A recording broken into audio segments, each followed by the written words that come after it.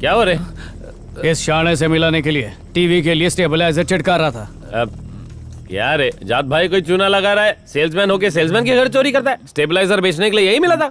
क्यों नहीं बेचेगा? क्यों नहीं बेचेगा? तू क्या करता है? हर महीने कंपनी बदलता है, घटिया से घटिया प्रोडक्ट को भी नंबर 1 बोलता है। कस्टमर खुश रहे या दुखी, बस उसको चिटका दो। और इसको देखो, मोबाइल से महंगा उसका चोरी का इंश्योरेंस बेचता है, बड़े बड़े वादे करता है और बोलकर हंसता है कि चोरी होने पर सब लोग थोड़ी कंप्लेन करते हैं और किए भी तो खाली 5% करेंगे, मतलब बाकी का सारा प्रॉफिट ही प्रॉफिट है। और मैं इसकी शान पट्टी पर खुश हो रहा था। हमारे जैसे लाखों लोग हैं जो बिना जानकारी के कोई भी प्रोडक्ट बेचने के लिए निकल जाते हैं और जरूरत पड़ने पर लोगों पे थोपते भी है, पर हमें यह एहसास नहीं है कि हम खुद को धोखा दे रहे हैं। मैं मेहनत से 10 रुपए कमाता हूँ तो कोई मुझे 20 रुपए की फालतू चीज चिपका देता है। हे बगा, ये वाटर प्यूरिफायर इसने मेरे को बेचा था, बोला इसमें कोई प्रॉब्लम नहीं आएगा। हर हफ्ते प्रॉब्लम आता है, ठीक कराने के लिए फिर खर्चा। ये टेबल देखो, गरीब आदमी के सपने जगाए, बोला बड़े लोग डाइनिंग टेबल पर बैठकर खाते हैं तो खरीद लिया मैंने। अमीर लोगों की नकल करने के चक्कर में रास्ते पर आ जाएंगे एक दिन। मेरे को समझ नहीं आता था कि अच्छा कमाने के बाद भी पैसा कम काय को पड़ता है। फिर मेरे को डाउट आया, कोई तो है जो जबरदस्त चेंडी लगा रहा है। कैसे सुख मिलेगा जब कर्म ही अच्छे नहीं है कोई ऐसा डायरिंग बाज जो खाली सच बोलकर प्रोडक्ट बेचता है कोई जियाला?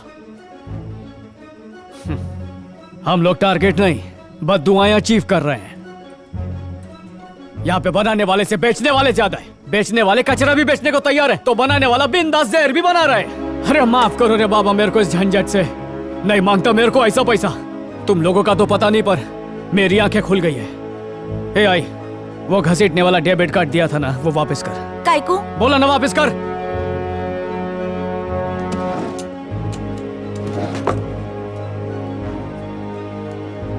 ये नाजायज पैसे से बहन की फीस नहीं भरेगा। अरविंद, कल फीस का आखिरी दिन है रे। कल फीस नहीं भरी तो उसको परीक्षा में नहीं बैठने देंगे। ये हाई के पैसे से एग्जाम देने से अच्छा तो फेल हो जावे। अरे तेरा डोका फिर गया है क्या? अरे तो क्या करूं मैं, क्या करूं? तू बोलती है घर संवारने के लिए काम कर, आज पता चला उसी काम से किसी और का घर उजड़ता है। समझ नहीं आता क्या करूं मैं। धचका लगा है मेरे को। माँ थोड़ा टाइम दे मेरे को। कहाँ जा रहे हो तुम लोग? थामा।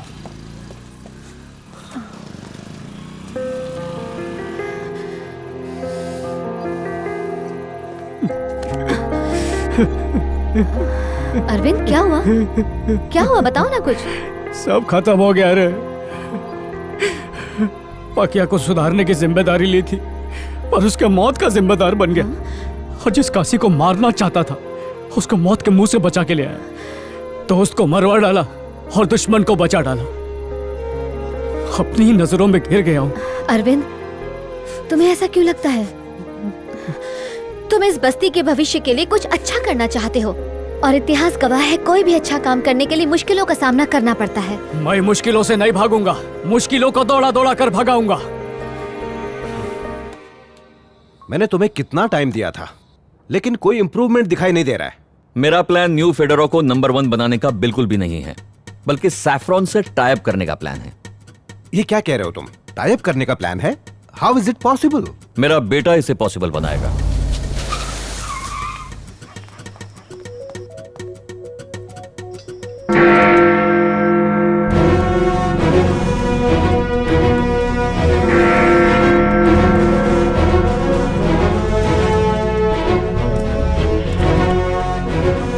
हाय मिस्टर स्टीव, शुरुआत करूंगा सैफरन के स्वॉट एनालिसिस से जो ये तय करेगा कि आपको एमडी से मिलना है या नहीं। आज इस बस्ती के 3 लोग मारे गए।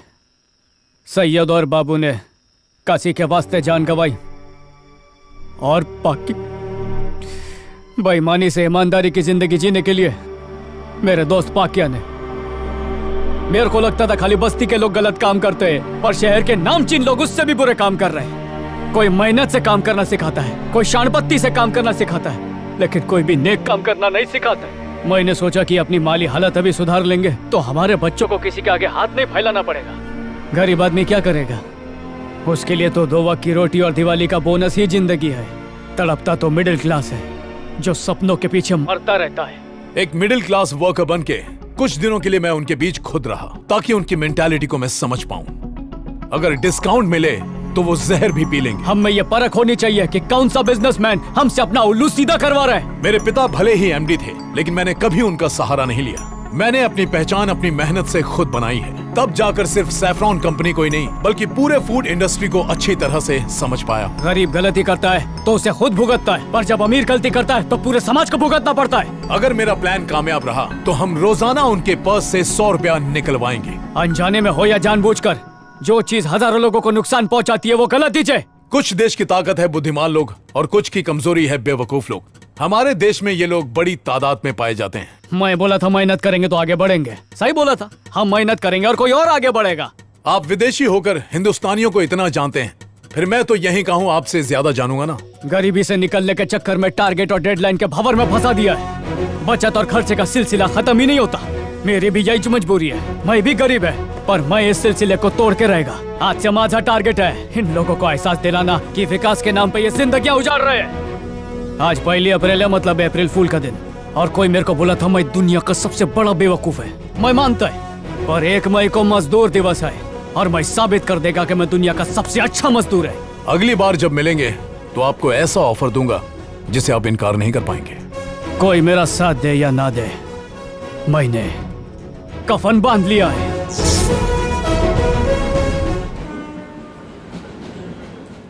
बाबा, एक बात पूछने का था तुमसे। बोलो बेटा।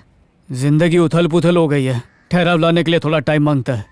वापस पैरों पे खड़े होने के लिए मेरे को आपकी मदद चाहिए, इसलिए काय पाहिजे? महीने भर के लिए घर का खर्चा संभाल ले बाबा। 1 महीने के लिए मेरे को पाल ले। अरे बस इतनी सी बात, मैं सब संभाल लूंगा। कस्तूरी मैडम, कौन है? आपसे बात करनी है। मैं पकिया का दोस्त अरविंद है। मुझे नहीं मिलना, जाओ। मैडम, मेरे दोस्त की मौत का और आपका कोई भारी कनेक्शन है, उसको जाने बिना जाऊंगा नहीं यहाँ से। आप दरवाजा खोलती है कि तोड़ डालूं मैं इसे। आपकी कंपनी के प्रोडक्ट्स मेरे बेटे को अच्छे लगते हैं। होम डिलीवरी हो सकती है? एड्रेस बोलिए, हो जाएगा मैडम। पाटलिपुत्र, गोरेगांव। सिद्धू, अंदर जाके खेलो ना, कितना तंग करते हो। आ गए आप? बहुत पंक्चुअल है। हेलो पकिया, कैसे हो पकिया? मैडम,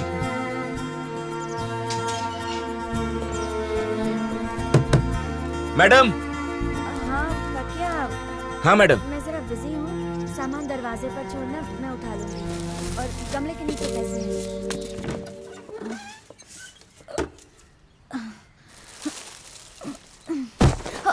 दिन में डॉक्टर से मिलने गई, क्या मैं इसकी वजह जान सकती हूँ डॉक्टर? पैक्ड फूड या ड्रिंक्स टेस्टी बनाने और उनकी ड्यूरेबिलिटी बढ़ाने के लिए ज्यादातर फूड कंपनीज हार्मफुल प्रिजर्वेटिव्स और केमिकल्स ऐड करते हैं। टेस्ट अच्छा होने से बच्चों को उनकी आदत पड़ जाती है। इससे लॉन्ग रन में कुछ बच्चों के इंटरनल बॉडी पार्ट्स में डैमेजेस होने लगते हैं। Depending on their resistance capacity to fight diseases, कुछ बच्चों पर उसका कम असर होता है, वहीं दूसरी ओर कुछ बच्चों पर ज्यादा हार्मफुल इफेक्ट होता है। अब स्ट्रॉन्ग इम्यून वाले बच्चे ट्रीटमेंट के बाद रिकवर हो जाते हैं, पर बहुत से कमजोर इम्यूनिटी वाले बच्चे अपनी जान गंवा बैठते हैं।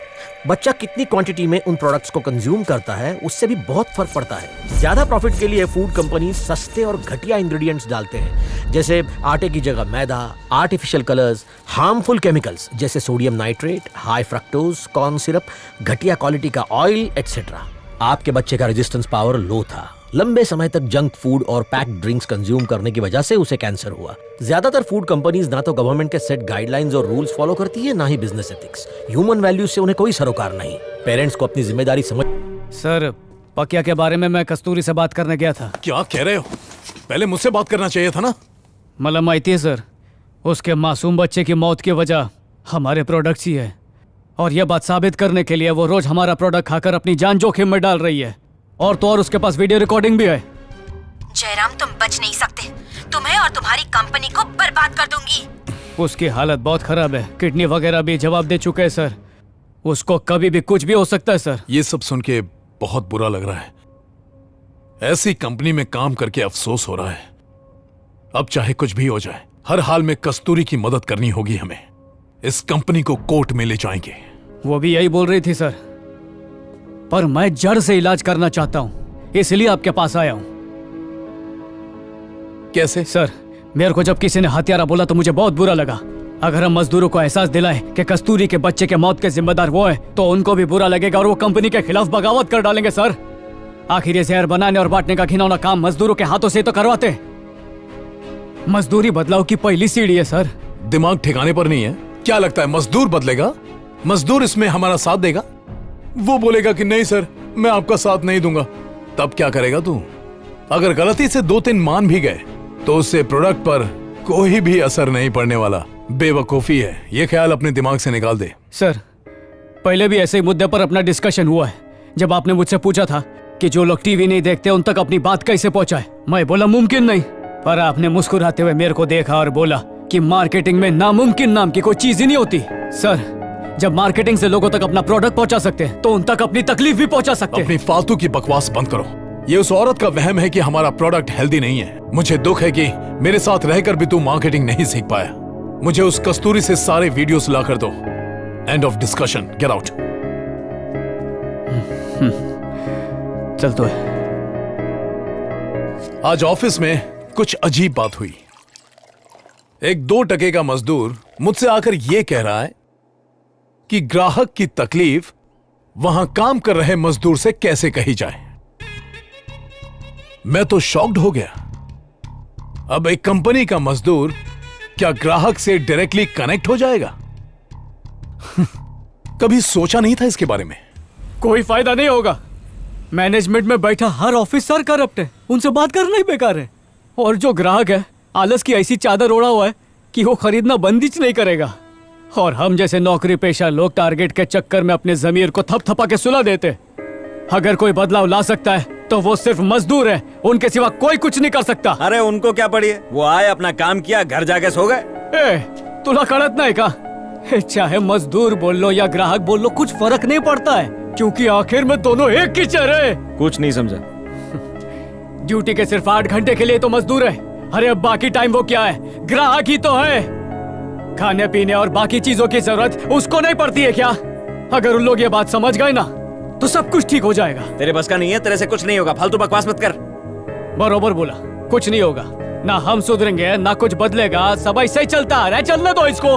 पर मैंने आदि सर से सीखा है कि मार्केटिंग में इतनी ताकत है कि आप कुछ भी बदल सकते हो। यह बात भेजे में पत्थर की लकीर की तरह छप गई है। अब चाहे मेरा गुरु मेरा साथ न दे या कस्तूरी कमजोर पड़ जाए, मैं पीछे हटने वाला नहीं है। अच्छा ठीक है, हम लोग कल आराम से बात करें।